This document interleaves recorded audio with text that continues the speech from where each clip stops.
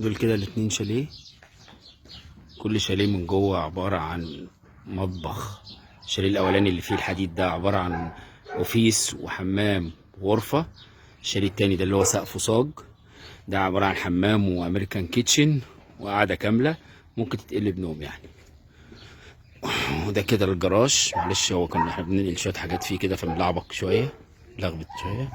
وادي دي برجولة. البرجولة ديت صيفية خالص، معمولة كلها سلك، مراوح، وقعدة جميلة خالص في الصيف.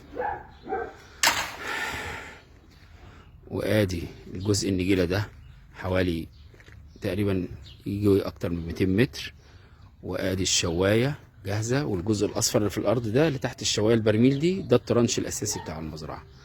وادي اسوار المزرعة كاملة، والحمد لله المزرعة كل الشجر فيها مانجا كيت، مانجا عويس، صديقة، خوخ، مشمش، برقوق، تفاح، سور ليمون كامل. ده المزرعة. ادي كده احنا من جوه المزرعة. ماشي انا جوه المزرعة. كل الشجر بسم الله ما شاء الله، هو شجر من 2013 مزروع، يعني ان شاء الله دخل في حوالي 10 سنين اهوت، ولا دخل في 9 سنين. وده خزان ارضي كامل حوالي 40 متر مكعب. وادي الممر اللي داخل على البوابة التانية، البوابة الرئيسية. وادي تكعيبة عنب. ودي اوضة اوبب كاملة التشطيب من الداخل.